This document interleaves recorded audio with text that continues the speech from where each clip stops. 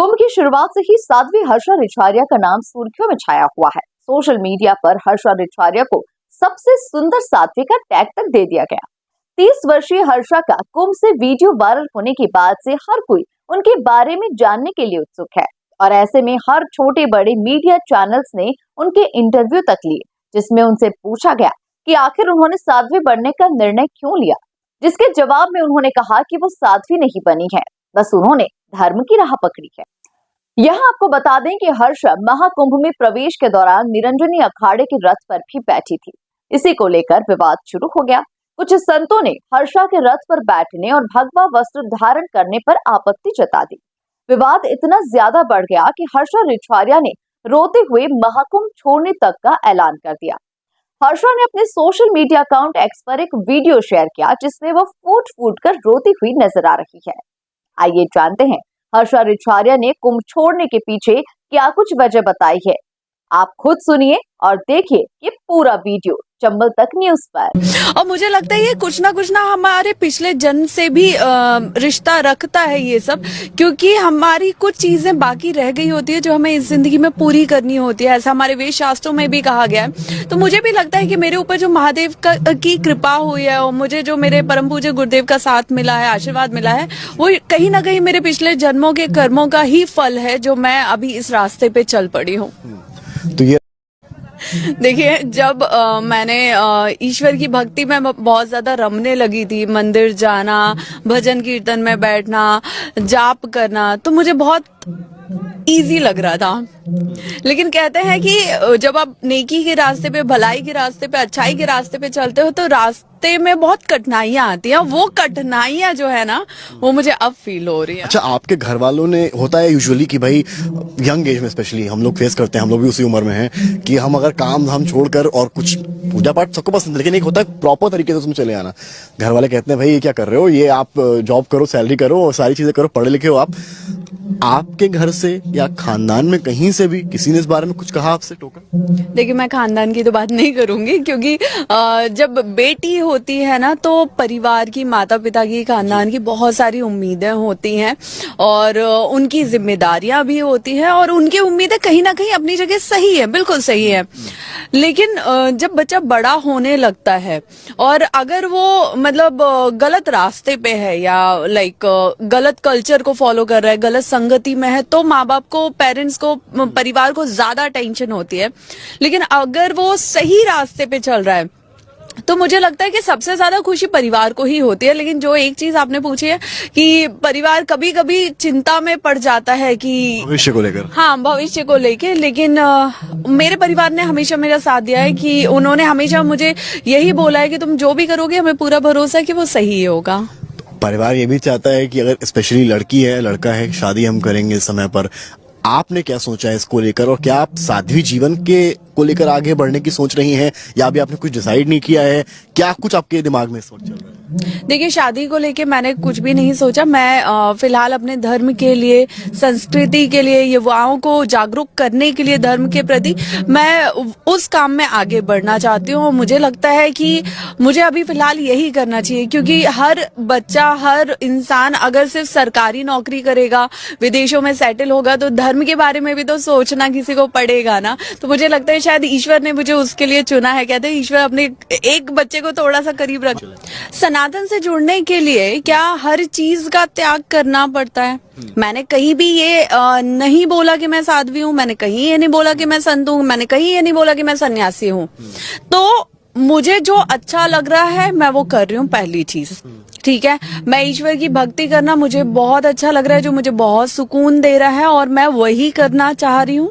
दूसरी चीज, रही बात मेरी आंखों के कलर की, तो मैं ये भी क्लियर कर चुकी हूँ कि मैं लेंस यूज करती हूँ और मेरे लेंस नॉर्मल लेंस नहीं है, मेरे पावर लेंस है, क्योंकि मुझे चश्मा लगा है और हर कहीं चश्मा कैरी करना, लगाना ईजी नहीं होता है, इसलिए मैं लेंस में खुद को कंफर्टेबल फील करती हूँ। रही बात मेरे बालों की, जो अभी मुझे लगता है देश का बहुत बड़ा मुद्दा बना हुआ है। नहीं, मैं पिछले 2-3 दिन से ये चीज देख रही हूँ कि एक मेरी शादी और दूसरी मेरी जटाएं, ये देश का अभी बहुत बड़ा मुद्दा है, बाकी सारे मुद्दे साइड में कर दिए हैं। तो रही बात मेरे बालों की, तो ये जो ड्रेडलॉक्स हम इन्हें बोलते हैं, जटाएं हम इन्हें बोलते हैं, ये मैं पिछले 3 सालों से करवाना चाहती थी, मुझे बहुत अच्छा लगता था। और नॉर्मल भी मैंने कई बार स्ट्रेटनर से करने का ट्राई किया, हो नहीं पाया। तो जब मैंने अपने प्रोफेशन से ब्रेक लिया और मुझे लगा कि अभी मुझे धर्म के रास्ते पे चलना है, तो मैंने सोचा कि धर्म के रास्ते पे चलना है, अब मैं वो करूंगी जो मुझे करना है, जो मुझे अच्छा लगता है, जिनसे मैं बचती रही हूँ। क्योंकि हम जब प्रोफेशनल लाइफ में होते हैं, लाइमलाइट में होते हैं, शो बिजनेस में होते हैं, वहां हमें बहुत सी चीजें दिखावे के लिए करनी पड़ती है। अब मैं जो कर रही हूँ वो मैं अपने लिए कर रही हूँ, जो मुझे अच्छा लग रहा है मैं अपने लिए कर रही हूँ। मैं अभी आधे से ज्यादा आप मेरे वीडियोस देखोगे तो आपको, जब से मैंने नॉर्मल लाइफ में आई हूँ, भक्ति में आई हूँ, मैं सिर्फ साड़ियां पहनती हूँ। अब मैं धोती कुर्ता भी पहनने लगी हूँ, क्योंकि धोती कुर्ता मैंने देखा बहुत कंफर्टेबल होता है। तो मैं हर वो चीज कर रही हूँ जो मुझे सुकून दे रहा है। आरोपों की बात हो रही थी, एक घटनाक्रम हुआ स्नान वाले दिन, रथ निकल रहे थे, उसमें एक रथ में आप भी सवार थी, जो तस्वीरों में दिखाई पड़ा। अब वो तो चलिए एक तस्वीर थी, सोशल मीडिया पर आई, तमाम जो वरिष्ठ संत महंत हैं, तमाम अखाड़े हैं, अब वो ये विरोध कर रहे हैं कि जब आप साध्वी अभी हैं ही नहीं, तो आपको ये हक कैसे मिला कि आप वहां रथ पर सवार हुई। इसे लेकर तमाम आवाज उठ रही है। देखिए, पहली चीज तो मुझे ये कल रात से ही पता चलना शुरू हुआ है कि क्या आरोप लगने चालू हुए हैं, क्या मुद्दा बना है, क्या बवाल बना है।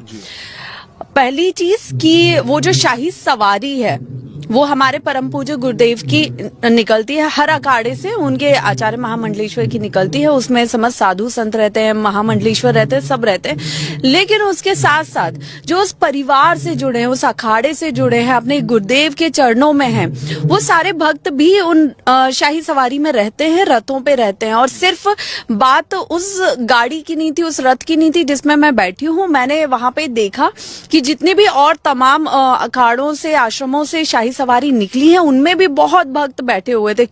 लेकिन क्योंकि मेरा चेहरा मीडिया की कृपा से बहुत ज्यादा हाईलाइट हो गया है, तो मीडिया ने बस वो दिखाया और समस्त लोगों ने वो देखा कि मैं बैठी हुई थी। जबकि आप मेरे आगे पीछे देखेंगे, उसी शाही सवारी में और भी गृहस्थ लोग बैठे हुए थे।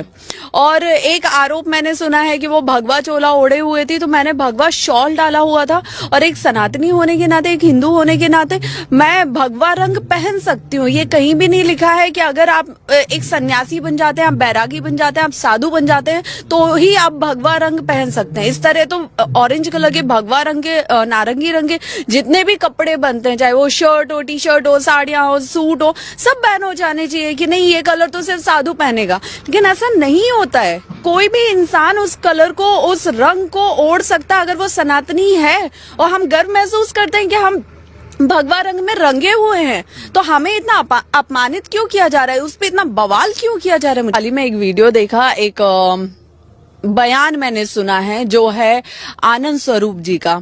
और एक जब आप बहुत उम्र में भी बड़े होते हो, आप पद में भी बड़े होते हो, तो हम जैसे जो नादान बालक होते हैं ना, वो आपसे बहुत उम्मीदें करते हैं, वो आपसे बहुत कुछ जानना और सीखना चाहते हैं। लेकिन उसके बीच जब आप इतनी अभद्र टिप्पणियां करते हो, इतना गंदा बोलते हो, वो बेहद ही शर्मनाक है आपके खुद के लिए भी और इस समाज के लिए भी और संत समाज के लिए भी। क्योंकि आप पूर्ण महाकुंभ में आए हैं, 144 साल बाद जो एक भव्य मेला आयोजन और ये सनातन संस्कृति को जानने का जो युवाओं के लिए, देश विदेशियों के लिए सुनहरा मौका है, उसमें आप अपना खुद का पहली चीज नाम खराब कर रहे हैं। दूसरी चीज कि मैं सच बोलूं कि आपको कोई पूछ नहीं रहा है, आपको कोई जान नहीं रहा है। तो आपकी जो मेरे सुनने में आया है कि कथा कथित आपकी कोई काली सेना है, जिसके आप खुद अध्यक्ष भी हैं, सेनापति भी हैं, सचिव भी हैं, सदस्य भी हैं, सब कुछ आप ही हैं। तो आपको ये लग रहा है कि लोग मुझे जाने, तो हाईलाइट होने के लिए वो, क्योंकि एक कहते हैं ना कि आप वायरल चीज को फॉलो करो, उसके अगेंस्ट रहो, विपक्ष बने रहो, तो आप ज्यादा और ज्यादा हाईलाइट हो जाओगे मीडिया में और ज्यादा आपका नाम और चेहरा आ जाएगा।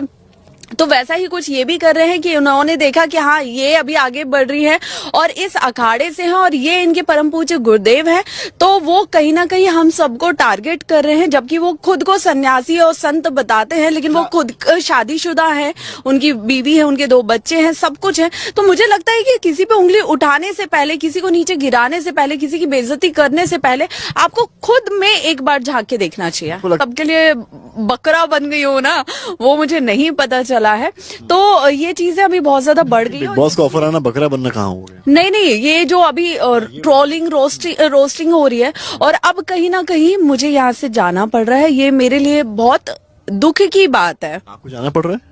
जी, ये इसका सबसे बड़ा श्रेय मैं देना चाहूंगी हमारे आनंद स्वरूप जी को, जिनकी वजह से मुझे यहाँ से जाना पड़ रहा है। मैं 1 महीने के लिए आई थी इस भव्य महाकुंभ में, और जिस तरह के इल्जाम उन्होंने लगाए हैं, जिस तरह के बयान उन्होंने दिए हैं गुरुदेव के अगेंस्ट, मेरे अगेंस्ट, मैं तो अपने लिए फिर भी झेल लूं, मुझे कोई फर्क नहीं पड़ रहा। आपको जो बोलना है बोलो, लेकिन आपने एक युवा पीढ़ी को हर्ट किया है, बहुत ज्यादा बदनामी भी दी है, बहुत कुछ बोला है, और उसके साथ साथ आपने मेरे साथ, मेरे परम पूज्य गुरुदेव को जो इस सब में उनका नाम खराब किया है, उनकी मान प्रतिष्ठा पे सवाल उठाए, उन्हें बहुत कुछ बोला है, ये बेहद शर्मनाक है। और मैं खुद में एक बहुत अपमानित फील कर रही हूँ। मैं अपने गुरुदेव से नजरें मिलाने लायक नहीं रही हूँ। आशा, आप संभालिए अपने आप को, मैं आपके आंखों में आंसू भी